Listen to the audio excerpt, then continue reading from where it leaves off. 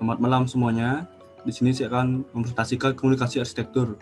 Perkenalkan, nama saya Ibu Tua Mariasa, 1962-2019. Di sini saya akan menjelaskan tentang biografi Dr. Fred Bohm. Dia lahir pada tanggal 23 Januari 1920 di Jerman. Pekerjaan dia sebagai arsitek. Penghargaan yang didapatkan oleh bernama Gedung Christie Autorvegung pada tahun 1968. Untuk bangunan yang pertama, Nevigas Pilgrimage Kran. Yang kedua, Benchmark City Hall, Christie Autorvegung, Theresia Kranz, Joseph Kranz. Untuk body of work sendiri, untuk bangunan yang pertama yaitu Theresia Kranz pada tahun 1955 sampai dengan 1959 di Mulheim, Jerman. Yang kedua ada Joseph Kranz di Kirspe, Jerman pada tahun 1957 sampai dengan 1959. Yang ketiga ada Benchmark City Hall 1969 sampai dengan 1967. Yang keempat ada Nevigas Pilgrimage Kranz. Nevigas terletak di Jerman pada tahun 1968. Yang kelima ada Christie Autorvegung yaitu pada tahun 1968 sampai dengan 1970. Untuk konteksnya sendiri, konteks dari bangunan Christie Autorvegung adalah kebangkitan Kristus dan lenyap di ujung kecil yang membentang di timur barat dari Ausener Weher menuju kota dan dibatasi dengan jalan pepohonan tua. Kanal tersebut membuka ke sebuah alun-alun kecil dari situ tangga lebar menuju ke gedung gereja yang agak terangkat. Christ Resurrection interior pada tahun 2008. Denah lantai poligonal, tidak teratur dan struktur sering bersarang. Sementara bangunan paroki yang menjorok ke samping seluruhnya tersebut terbuat dari batu bata berwarna kemerahan. Bata dan beton ekspos bergantian pada bangunan gereja sebenarnya. Kontras yang berlanjut dalam beberapa bangunan 3 dimensi bergerak atas dalam beberapa bagian terpotong oleh permukaan atap yang miring.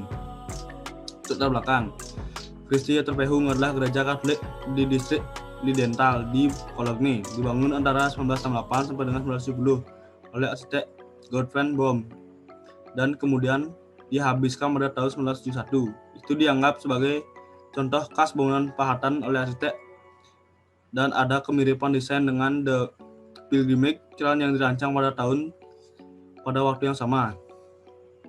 Di desain, denah gereja yang baru dirancang oleh Bohm memiliki bentuk poligonal tidak teratur, sedangkan paroki yang proyeksikan secara lateral sepenuhnya terbuat dari bata kemerahan yang berselang-seling di gedung gereja yang sebenarnya dari batu bata beton. Yang kontras dilanjutkan melalui interior menara tangga spiral yang ramping mendominasi bangunan di sudut barat laut. Awalnya permukaan beton yang mirip pada atap tertutup, namun karena kondisi cuaca, material tersebut harus ditutup dengan timbal yang pada permukaan miring. Di konsep yang dipilih oleh Bohm adalah suasana seperti goa. Penampilan dipercantik dengan dinding bata kemerahan karena desainnya yang melengkung. Hanya ada sedikit dinding yang mulus, tapi banyak sudut bersarang yang menyediakan ruang terpisah untuk setiap tugas liturgi.